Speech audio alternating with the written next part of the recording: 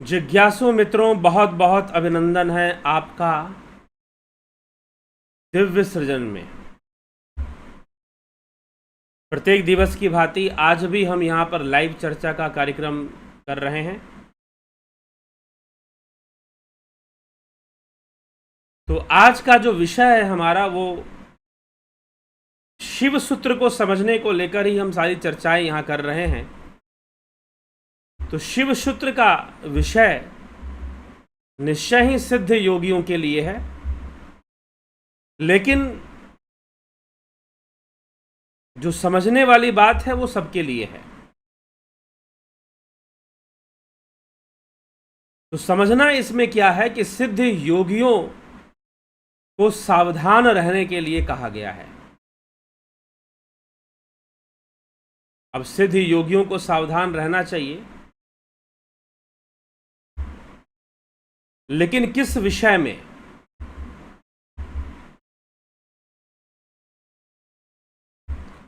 सूत्र कहता है बीजावधानम। क्योंकि पीछे हमने अभी जो बातें हमने पीछे सुनी है कि योगी को सत्व सिद्धि प्राप्त होती है, सत्व सिद्धि से वो पूर्णतः स्वतंत्र हो जाता है। वो इतना स्वतंत्र हो जाता है कि अपने ही शरीर पर नहीं, दूसरों शरीर के माध्यम से भी वो आत्मानुभूति कर सकता है। दूसरे शरीर के माध्यम से भी वो चीज़ों का अनुभव कर सकता है और बहुत कुछ कर सकता है। दूसरों के भी मन बुद्धि पे नियंत्रण कर सकता है। ये योगी का सामर्थ्य हुआ है। लेकिन योगी क्या यही सब करने में लग जाते हैं? जी नहीं, क्योंकि वो योग कर चुके हैं और योग की ऐसी अवस्था को वो प्राप्त कर चुके हैं जहां पर उन्हें वो इन सभी सांसारिक और इंद्रिय जगत से, जो सेंस वर्ल्ड है, सेंसरी वर्ल्ड है, जो इंद्रियों का जगत है, इंद्रियों से जो अनुभव गम्य हो रहा है, उसके प्रति एक अनासक्त भाव उनके अंदर आ जाता है। तो उसमें कोई वो आसक्ति नहीं रखते। लेकिन फिर भी यहां पर सावधान करते हुए योग सूत्र में, क्षमा करें, शिव सूत्र में लिखा जा रहा है बीजावधानम, अर्थात योगी सावधान रहे और बीज से कभी अलग ना हो। अर्थात बीज, कौन सा बीज? कौन सा बीज? बीजावधानम किसके लिए कहा गया? अतो योगिना सावधानेन भवितव्यम पृथ्वी विश्वकारणे चिताम समाधत्वम। इस प्रकार के योगी को सावधान रहना चाहिए, अर्थात संपूर्ण ब्रह्मांड के कारण रूप बीज में चित्त को हमेशा लगाते रहना चाहिए। संपूर्ण कारण रूप बीज, संपूर्ण कारण रूप बीज क्या हो सकता है? स्वयं ब्रह्म है। ब्रह्मांड का बीज क्या है? ब्रह्मांड का बीज ब्रह्म है। तो संपूर्ण कारण स्वरूप ब्रह्मांड के, जो संपूर्ण ब्रह्मांड का कारण स्वरूप है, वो बीज, वो स्वयं ब्रह्म ही है। अपने ध्यान को वहां से नहीं हटाना चाहिए। अपने ध्यान को उसी में लगा कर रखना चाहिए, उस बीज में लगा के रखना चाहिए। ब्रह्म रूप बीज, ब्रह्म स्वरूप बीज में हमेशा अपने ध्यान को एकाग्र करके रखना चाहिए एक योगी को। अन्यथा ये संभव है कि वो भटक जाए, अन्यथा वो संभव है कि वो अपने लक्ष्य से चूक जाए।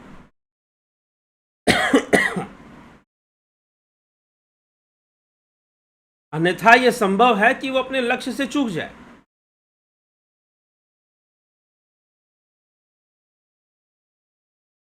क्योंकि इस अवस्था में भी योगी का पतन संभव हो सकता है यदि वो जरा सी असावधानी करता है। कहते हैं ना कि सावधानी हटी और दुर्घटना घटी। यदि वो असावधानी करता है और उस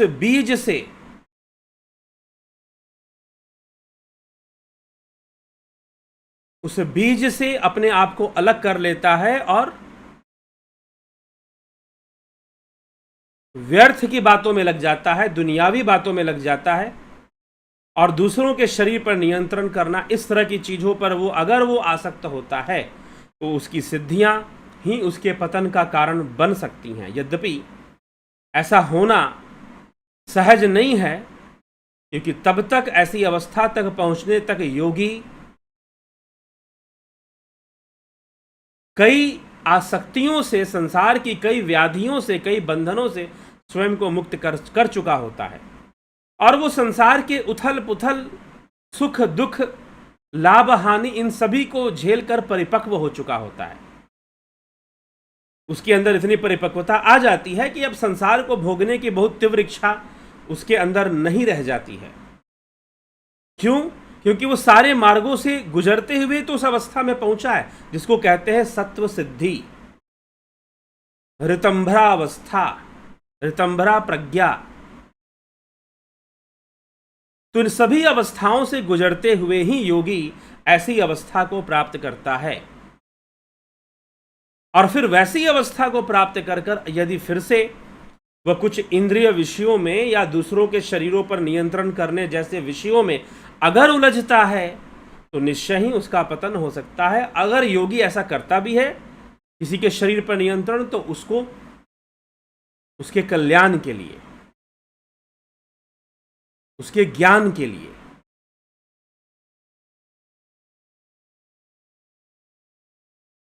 और वो इस बात को समझना थोड़ा अलग है, इस बात को बहुत ही अलग ढंग से समझा जा सकता है, क्योंकि कई बार इसको समझने में कई तरह की गलतियां भी हो सकती हैं। ठीक है? क्योंकि यहां पर जो बात लिखा गया, ये योगी की स्वतंत्र अवस्था को बताएगी, स्वतंत्र भाव को, कि योगी इतना स्वतंत्र हो जाता है कि अगर वो चाहे तो किसी के शरीर पर नियंत्रण भी कर ले। अब यहां पर शरीर पर नियंत्रण करने का मतलब क्या है? किसी के शरीर पर नियंत्रण कर लिया, किसी के मन बुद्धि पर नियंत्रण कर लिया, तो क्या वो उसके नियंत्रण में आ गया, वशीकरण हो गया? जी नहीं। वशीकरण एक अलग विषय है, यह एक अलग विषय है। योगी तो शरीर पे नियंत्रण करने का मतलब यहां तक कि वो पर काया प्रवेश भी कर सकता है, एक शरीर को छोड़कर दूसरे मृत शरीर में प्रवेश कर जाए और वो घूमना फिरना शुरू कर दे, यह भी कर सकता है। लेकिन इसमें भी पतन की संभावना है, इसलिए ये योग सूत्र में भी लिखा हुआ है, पतंजलि योग सूत्र में भी ये बातें लिखी हुई। योगी कर तो सकता है, लेकिन इसमें भी उसके पतन की संभावना है। और रही बात वशीकरण चीजें, ये तो बहुत छोटी मोटी चीजें हैं, छोटी मोटी बातें हैं। वशीकरण की इच्छा रखने वाला व्यक्ति खुद ही किसी के वश में है। सबसे बड़ी बात समझना यह है, यह मैंने पहले भी कहा है कि हम किसी को अपने वश में करना चाहते हैं क्योंकि हमारा खुद का वशीकरण हो रखा है, इसीलिए हम दूसरे व्यक्ति को वश में करना चाहते हैं। हमें इसकी आवश्यकता ही क्यों पड़ रही है कि हम किसी को वश में करें? हमें इस बात की आवश्यकता ही क्यों? क्योंकि हम उसके वश में हैं। कहीं ना कहीं हमारी जरूरतें उससे पूरी होने वाली हैं, हमारी आवश्यकताएं उससे पूरी होने वाली हैं, और हम उसके वश में हो गए हैं। तो हम देख रहे हैं कि भैया वो हमारे अनुसार नहीं चल रहा है, तो हम उसको वश में करते हैं। ऐसी सोच रखकर वशीकरण की विद्याएं लोग सीखते हैं, और इस गुरु को, वशीकरण सिखाने वाले गुरु को कहते हैं निषिद्ध गुरु। निषिद्ध गुरु, स्कंद महापुराण, गुरु गीता में यह वर्णन है। 7 प्रकार के गुरु बताए गए हैं।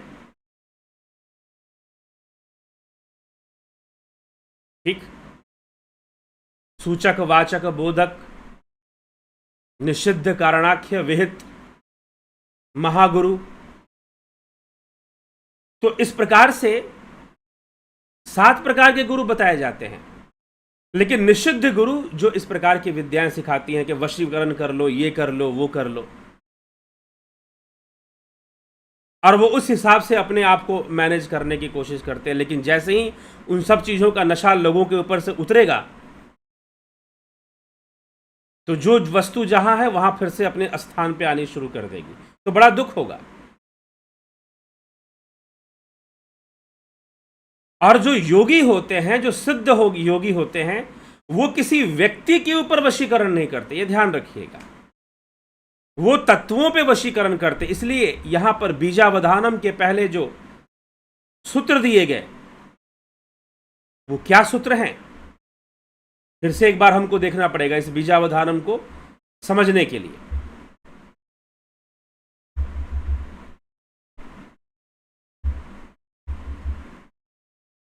तो वो सूत्र यही कहते हैं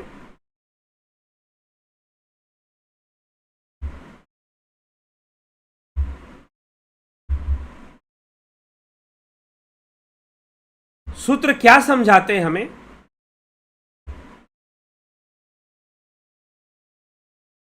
कि योगी सब पर नियंत्रण तो कर सकता है, लेकिन वो किसी व्यक्ति का वशीकरण नहीं करता, वो तत्वों का वशीकरण करता है। ध्यान से समझिएगा, तत्वों का, व्यक्ति का नहीं। अर्थात जो तत्व हैं वो उसके वश में हो जाते हैं, और जब तत्व उसके वश में हो जाते हैं तो उस तत्व से जुड़ी हुई जितनी भी चीजें हैं सब उसके वश में हो जाती हैं। फिर तो उस तत्व से जुड़ी हुई जितनी भी वस्तुएं हैं वो सब उसके वशीभूत हो ही जाती हैं। ऐसी अवस्था योगी की बन जाती है।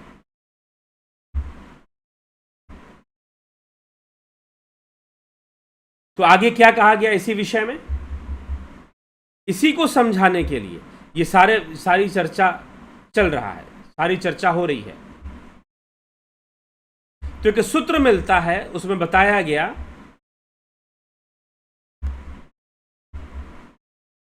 पिछले सूत्र से संबंधित विसर्ग स्वाभावाद्य बहि स्थिति,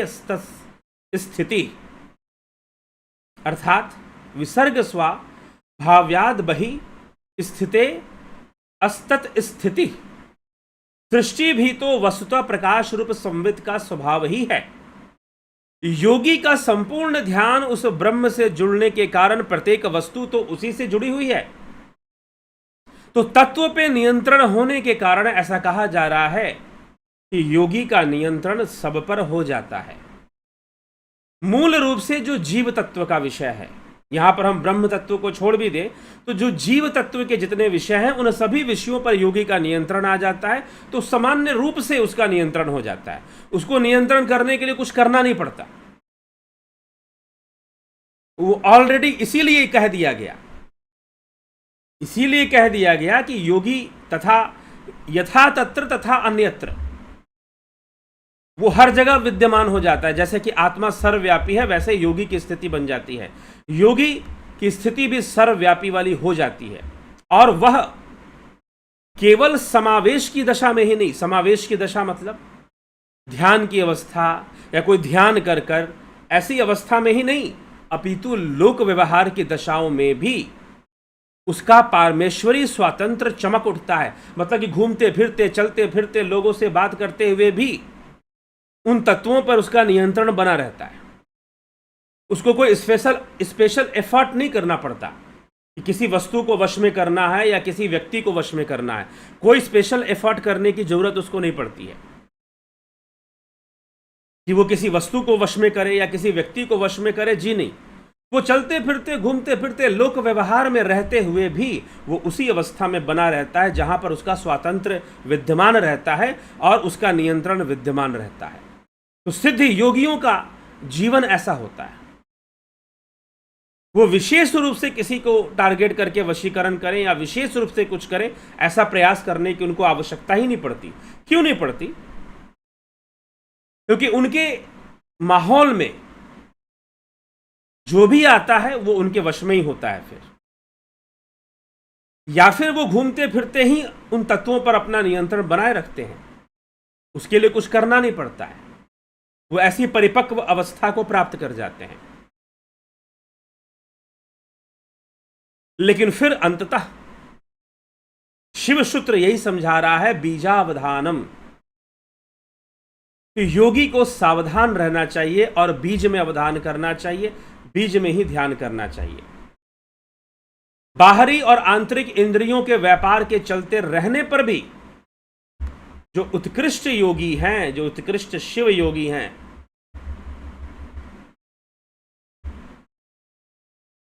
शिव योगी को अवधान दृष्टि सदैव उन विषयों के मूल कारण रूपी शुद्ध ब्रह्म चिदानंद घन परम शिव तत्व की ओर ही लगी रहती है। अर्थात बाहरी और अभ्यंतर विषयों के विकल्प मात्र ज्ञान के अवसर में भी शिव योगी उन विषयों के मूल कारण रूपी परतत्वों के ही प्रति सावधान बना रहता है, और योगी को उस परम तत्व के प्रति ही सावधान रहना चाहिए, क्योंकि प्रत्येक वस्तु संसार में, चाहे योगी का शरीर हो चाहे साधारण मनुष्य का शरीर हो, वह तो परिवर्तनशील है, वो परिवर्तन तो होगा ही।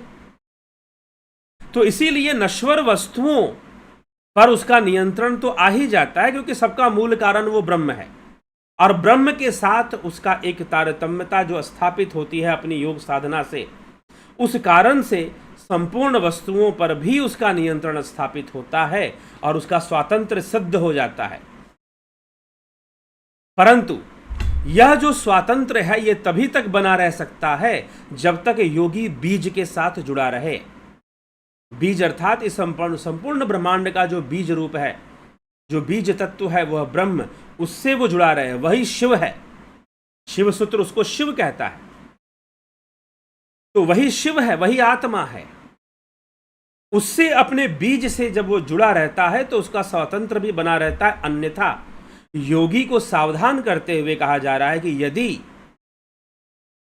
इस स्वातंत्र में या इस सिद्धि में अगर वो अपने बीज से टूटता है तो उसकी स्वतंत्रता भंग हो जाएगी और वो पतन के रास्ते पर फिर निकल सकता है। ऐसे भी तो इसलिए सावधान करने की भी आवश्यकता है। तो उसकी ये सावधानी लेकिन जो योगी है वो सावधान रहता ही है, स्वाभाविक रूप से भी सावधान रहता है, क्योंकि वो देखता है कि मेरी संपूर्ण स्वतंत्रता उस बीज से जुड़े रहने में ही है। तो इस विषय को, स्वातंत्र विषय को, सिद्धि के इस विषय को बीजावधानम ये समझाते हुए कहा गया कि उस बीज से जुड़े रहो और उसी से जुड़े रहने में तुम्हारी संपूर्ण स्वतंत्रता की सिद्धि है, नहीं तो नहीं है। तो ब्रह्म से जुड़े रहने की चर्चा यहाँ पर, सिद्धि की चर्चा यहाँ पर की जा रही है। और बीजावधानम ऐसे सूत्र को लेकर बीज के महत्व को बताया जा रहा है। सिद्धि से ज़्यादा महत्वपूर्ण है वो, सिद्धियाँ वहीं से आ रही हैं। सिद्धि का कारण भी वही है, संपूर्ण ब्रह्मांड का कारण भी, और सिद्धियों का कारण भी वही बीज है। उस कारण से जुड़े रहने की प्रेरणा यहाँ पर दी गई है बीजावधानम इस शिव सूत्र में। और योगी के लिए सावधानी की भी बात की गई है कि सावधानी और के साथ ही योगी को ध्यान करना चाहिए और उस बीज से जुड़े रहना चाहिए। तो चलिए जिज्ञासुओं, इसी के साथ आज इस कार्यक्रम को विराम देते हैं और कल फिर हम शिव सूत्र के आगे बढ़ते हुए विषयों पर चर्चा लाएंगे। आगे और भी बहुत सारे गुण विषय जो कि अनेकों रहस्य प्रकट करने वाले हैं, उन पर हम विचार विमर्श करेंगे। बहुत बहुत आभार आप सभी का।